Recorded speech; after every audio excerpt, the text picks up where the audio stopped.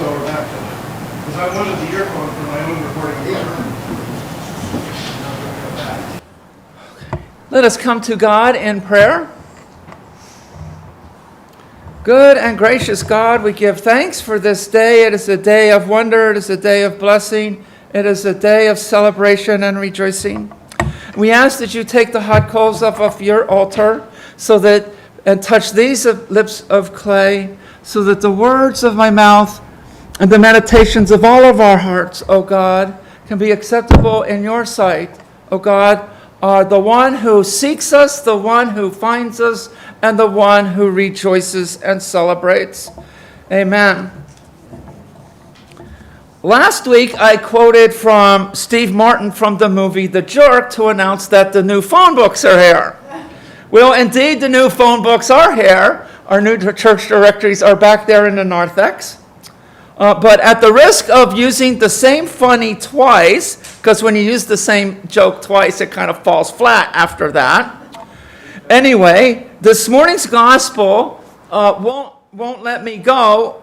Let me let go of that image of Steve Martin when the new phone books arrive. The new phone books are here. The new phone books are here.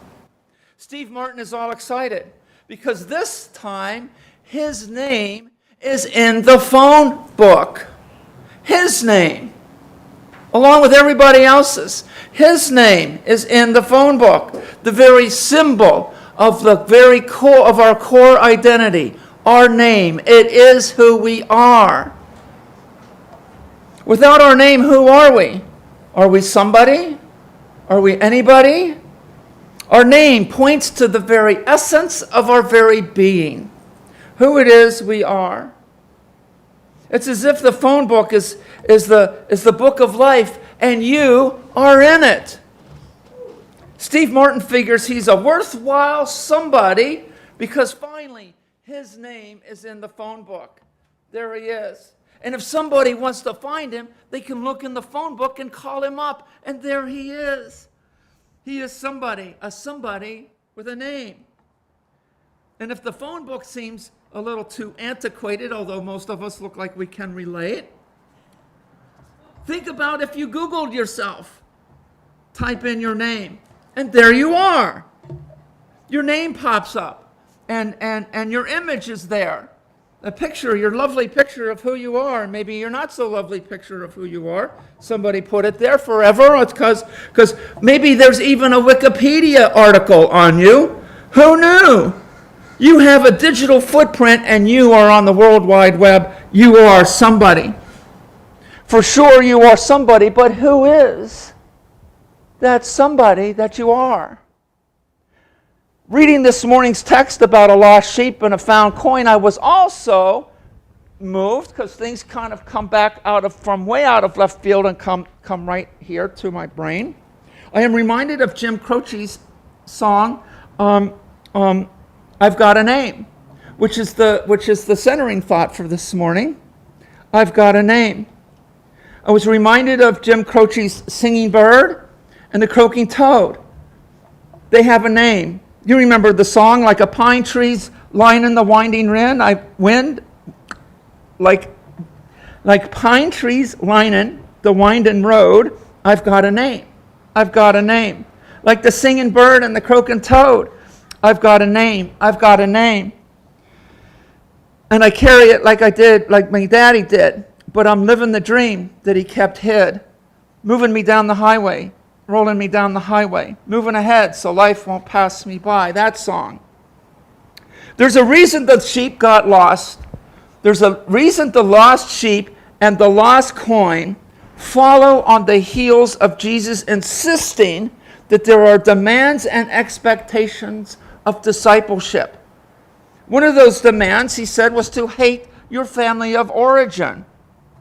What Jesus means is probably something along the lines of what we learned about what Amos is thinking about, that love means to choose and hate means to reject.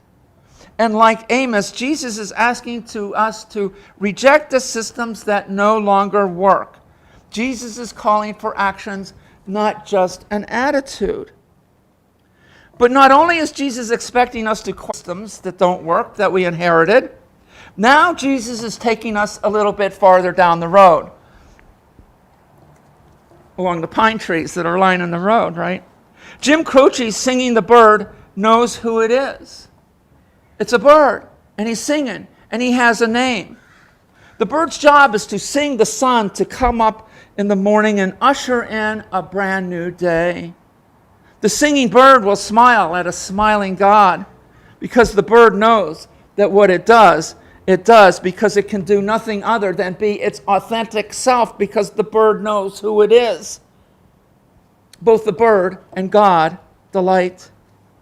The croaking toad knows it is a somebody because the toad also has a name. And the toad's job is to croak the day into night and sing the toad song all night long. Sometime in the night, the croaking toad will smile at a smiling God because the toad knows that it does what it does because it can do nothing else than be its authentic self. Both the toad and God delight. At first glance, Jesus is sheep. Now Carol, you might tell me I'm wrong, but what I learned was, for first century people living in Palestine, one lost sheep might not make sense. Does that make sense? One lost sheep? Okay, it does make sense. Okay, so it may not make sense, but go with me on this. The big question is, why did the sheep go and get lost? That's where Jesus is going with here. Why is it lost in the first place?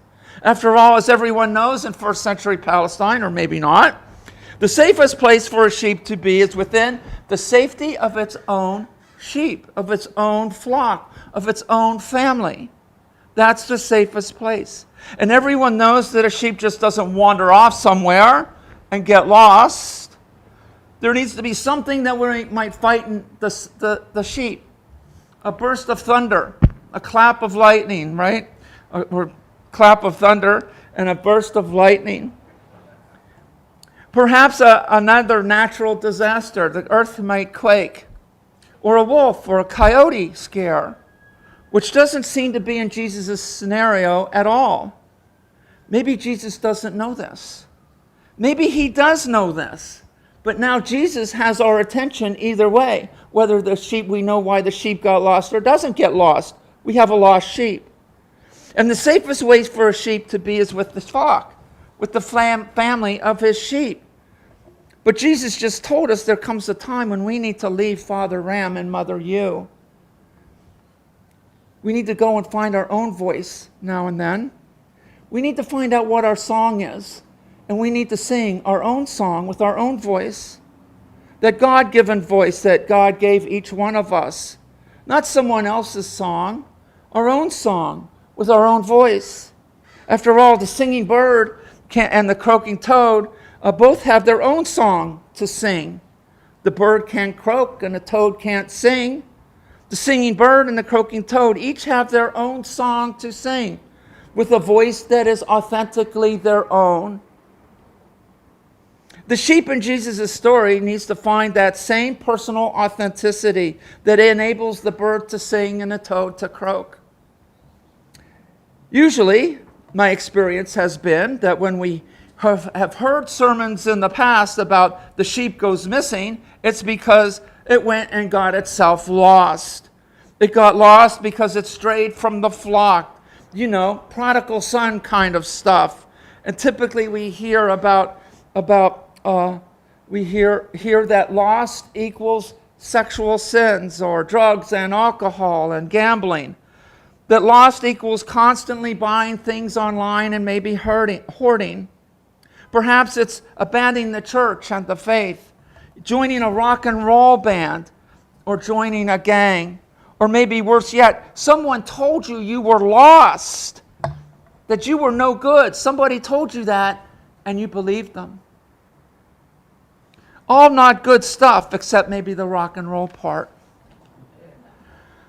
I submit that this is only a part of what Jesus is getting at. That's only the surface. There's a place in between where you were and that place that Jesus wants us to visit. Jesus calls us to that place that others call lost, There is no conformity here. Don't conform. Go find who you are.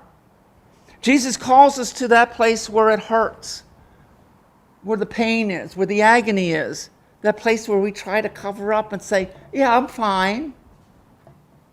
Somewhere between getting up in the morning and that place during the day where we pretend that everything is just all okay, Jesus tells us, stop. Don't go there.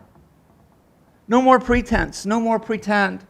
No more trying to stay strong when all you really need is a good land soaker of a cry. Jesus is calling us to get lost in those places that we have covered up because we thought Christianity was about being comfortable and happy.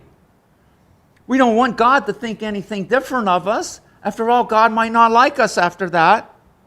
Believe me, God knows and God cares, and so do you. There remain those places where it hurts because we were afraid to ask, why does it hurt? Jesus wants us to go to those uncharted territories that we've never been before. Go get yourself lost. Jesus wants us to go to those deep hurt places because that's where our suffering God meets the suffering people of God. The sheep was doing exactly what Jesus said to do in last week's gospel lesson. The sheep left. And maybe it wasn't so much that it got lost as that it left. It was all by itself. Like when Jesus went on his 40 days journey into the desert. There's a reason that the lost sheep, the lost coin, and the prodigal son follow each other. They build upon each other. These are stories about Jesus leaving home, finding his true calling and his authentic voice, and the celebration of God in that moment. This is my son, rejoice and listen to him. Jesus expects each of us to go on this same journey of self-discovery and self-actualization. Who are you? What's your Myers-Briggs? Where are you on the Enneagram? What makes you tick? What doesn't make you tick? Before Jesus could sing his song, he needed to find out who he is. He needed to know what song was his and authentically his. Maybe John was supposed, maybe John, what we call John the Baptist, was supposed to be the Messiah. His disciples even asked, is John the Messiah? Certainly might not have been Jesus with his hinky family background and all. But after John's beheading, everything changed after that. Jesus needed to step up. And Jesus had gone into the desert to do some self-discovery. When Jesus came out of the desert, he came out with a new song. He's stepping up. Like the singing bird and the croaking toad, this song was authentically Jesus. In Mark records this song as that the center of Jesus' ministry is, now is the time. God's kingdom has come here. Change your hearts and your lives and trust this good news. In Luke, Jesus makes the words of Isaiah his own. Preach the good news to the poor. Proclaim the release of prisoners, recovery of sight to the blind, and liberate the oppressed. Jesus is asking the sheep and us to do this very same thing. Go, leave, wander, journey, go figure, sojourn, seek wonder, discover that authentic person that God has made you to be, has intended you to be, created you to be from the very beginning.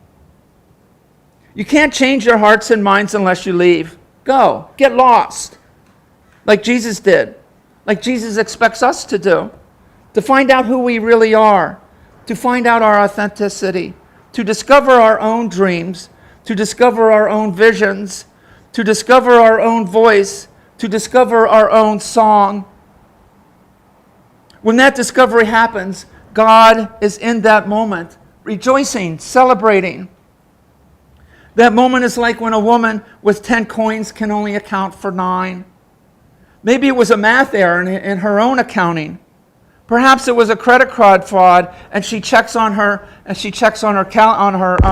online account, and then there it is. It's back in there. The bank found it and gave it back to her. Perhaps it was a missing paycheck. She looked in the mattress. She looked in the sock drawer. Finally, she found it in between the cushions. She found it. Eureka! And she calls her friends and her neighbors. There's a celebration. This is not so much about a woman finding a coin as it is when God meets you in that moment, when you find your authentic self, that self that's been missing. And God is there in that very moment, there rejoicing. That center of being that God intended you from the moment you became you. How exciting that you have just discovered that person God created you to be. And now you have a song, your own song. Jesus has a song. The singing bird has a song. The croaking toad has a song. Even the sheep has a song. It's their song, each with their own authentic song, with their voice that is uniquely their own. Jesus brings the sheep back home, back to the flock. This time the sheep will sing its song. It's pure, its own pure original song. Our song won't matter if no one hears it. We have to come back to the flock and sing it. Jesus brings us back to the flock, home, to the village. Sing it. Sing that new song that is uniquely yours. Find your God-given voice and let it out. As the story of the return of the prodigal son tells us, not everyone will be happy when you come back. But return we must. For like the singing bird, the croaking toad, the baying sheep, each of us has a song, each of us has a name with our own unique song to sing with our own genuine voice. And God delights when we sing it. And there is a celebration. Praise be to Jesus. Amen.